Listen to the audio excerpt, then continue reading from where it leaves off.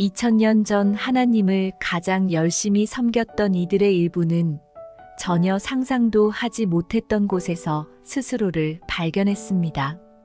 성경을 엄격히 연구했고 그 안에서 찾을 수 있는 모든 내용에 철저히 순종했지만 안타깝게도 이들은 하나님의 원수가 되었습니다. 더욱 심각한 것은 이들이 일어난 일을 의식하지 못했다는 것입니다. 이들은 심지어 자신이 그분의 가장 친한 친구라 생각했습니다. 바리새인들이 최선을 의도했다는 점에는 의심의 여지가 없습니다. 이들은 하나님을 기쁘시게 하고 다른 사람들에게는 그분을 기쁘시게 하는 방법을 보이기를 원했습니다. 확신하건대 바리새인들은 미로와 같은 자신의 추가적 규칙들과 영적 훈련들이 하나님을 좇는 이들에게 유익한 본보기를 제공한다고 생각했습니다. 또한 자신의 모든 규칙과 기준들이 틀림없이 성경적이라고 생각했습니다. 실제로 이것들 중 무엇도 성경에는 기록되어 있지 않았지만 이것들 모두는 성경의 기초에 있었습니다.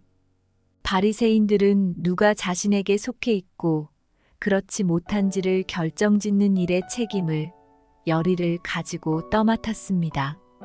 이들은 자신이 사람들을 걸러내고 하찮은 이들을 수용하지 않는 것으로 하나님을 돕고 있다고 생각했습니다. 불행하게도 자신이 쫓아내는 사람들이 다름 아닌 하나님이 잔치에 초청하신 이들이라는 사실을 전혀 깨닫지 못했습니다. 애석하게도 똑같은 일이 오늘날에도 일어나고 있습니다. 스스로 하나님의 뜻이라는 생각에 지나치게 몰두한 나머지 하나님의 마음을 놓치게 될 때 선의의 그리스도인들도 주님의 일을 무심코 방해할 수 있습니다. 우리 모두는 각각 다른 방법으로 그렇게 될 수 있습니다. 나 자신의 열성의 어두운 측면은 다른 사람의 것과 다르게 보일 수 있습니다. 하지만 결국 의도치 않게 바리새인이 되는 길은 언제나 똑같은 세 가지의 단계로 시작합니다. 나 자신의 죄의 참된 심각성과 깊이를 제대로 이해하지 못하는 것에서 시작합니다. 다른 사람들의 죄에 대한 혐오감의 고조로 이어집니다.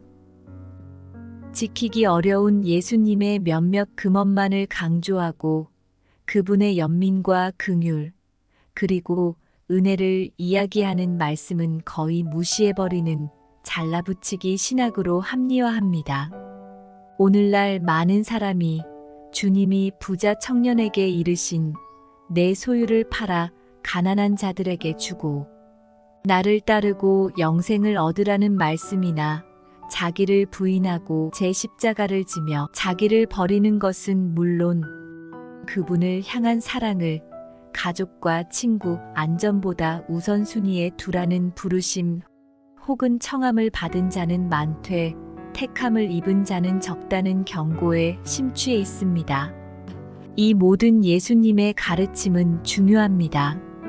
절대 간과되거나 무시되어서는 안 됩니다. 하지만 이것을 올바르게 이해하고 적용하기 위해 우리는 이것을 전체적인 성경과 예수님의 모든 말씀과 행하심을 감안해 해석해야 합니다. 이것이 오늘날 우리에게 의미하는 바에 대한 해석은 예수님이 자신의 주변에 있던 사람들에게 실제 적용하셨던 방법과 일치해야 합니다. 예수님이 자신에게로 불러 용납하시고 천국의 일을 맡기셨던 종류, 즉 연약하고 고군분투하고 두려움 많고 아직은 준비되지 않은 제자들을 위한 여지가 있어야 합니다. 마음이 연약해졌을 때 넘어져서 예수님을 격렬히 부인했던 베드로와 같은 제자들을 위한 여지가 있어야 합니다. 예상보다 상황이 더 어려워지자 겁을 먹고 집으로 돌아간 마가 요한과 같은 제자들을 위한 여지도 필요합니다. 예수님의 제자라는 사실이 공개되었을 때 치러야 할 대가가 두려워 숨은 몸을 낮추었던 아리마대 요셉과 같은 제자들도 마찬가지입니다. 이들의 행동은 칭찬할 만한 행동이 아닙니다. 변명도 안 됩니다. 이들 모두는 우리를 예수님을 따르는 행렬의 후방으로 배치할 것입니다. 하지만 좋은 소식이 있습니다. 이들 중 무엇도 우리를 행렬에 남는 것으로부터 자동 실격시키지는 않는다는 점입니다. 오늘날의 바리새인들은 이러한 제자들을 우리 교회들로부터 골라 모아들여야 할 혐오스럽고 나약한 가짜 그리스도인으로 단정 짓고는 이들과 상관하기를 꺼리지만 예수님은 이들을 만나셨습니다. 이들은 그분이 꺾지 않으신 상한 갈대였고 끄지 않으신 꺼져가는 등불이었습니다. 그분은 자신을 부인한 베드로에게 자신의 교회를 이끄는 일을 맡기셨습니다. 겁쟁이 마가 요한은 복음서의 한 권을 쓰는 일에 사용하셨고 부유하고 겁이 많은 제자 요셉은 자신의 몸을 묻도록 선택하셨습니다. 이런 사실들은 믿기 어려울 정도의 좋은 소식입니다. 정말로 하나님이 구분 지팡이를 사용하셔서 올곧은 선을 그으신다는 소망을 줍니다. 은혜와 긍휼이 우리가 거들먹거리며 설명해야 할 단순한 교리가 아니라는 소망을 줍니다.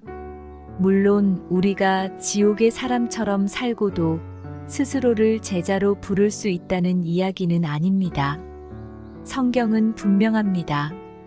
우리가 하나님을 진정으로 알고 사랑하면 우리는 그의 계명을 지킬 것입니다. 하지만 우리가 예수님과 발맞추기 위해서는 참된 그리스도의 제자가 된다는 의미에 대한 우리의 정의가 연약하고 고군분투하고 겁 많고 실패하는 이들을 위한 여지를 포함해야만 한다는 것입니다. 예수님을 따른다는 것은 누가 가장 철저하거나 희생적이거나 지식이 많거나 혹은 가장 빨리 소진되는지를 알아내기 위한 경주가 아닙니다. 누가 가장 어려운 길을 기꺼이 선택하려는지를 알아내기 위한 대회도 아닙니다. 그것은 금욕주의 제자도가 아닙니다. 복음이 복음으로 남기 위해서는 은혜와 긍휼이 가장 중요한 위치에 남아 있어야 합니다. 내 헌신의 철저함이나 내 열성의 강렬함 혹은 내 희생의 정도가 하나님의 용납과 인정을 받고 유지하는 수단이 될 때 복음의 좋은 소식은 더 이상 탁월한 일부를 제외한 누구에게도 좋은 소식이 될 수 없습니다. 우리 중 누구도 진정으로 의로운 삶을 살지는 못합니다. 심지어 우리 중 최고의 사람들도, 즉 예수님을 따르는 행렬의 선두에 선 사람들도 하나님 앞에 서기 위해 필요한 의로움에는 미치지 못합니다. 이것 때문에 은혜가 그토록 놀라운 것입니다. 사람의 기분을 돋우고 미지근하며 우리에게 어떠한 변화나 행동도 요구하는 법이 없는 소비주의 기독교에는 칭찬할 만한 것이 없습니다. 이것은 예수님을 숨막히게 합니다. 하지만 우리가 잊지 말아야 할 것은 자신의 철저한 순종과 희생을 강조하기 위해 다른 사람들을 업신여기거나 예수님의 은혜와 긍휼을 왜곡하는 영적인 열성에도 칭찬할 만한 것이 전혀 없다는 사실입니다. 이건 역시 예수님을 숨막히게 합니다. 우리의 소망은 우리가 하나님을 위하여 행하는 일에 있지 않습니다.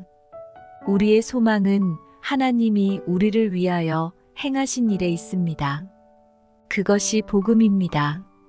그리고 그것이 제자도입니다.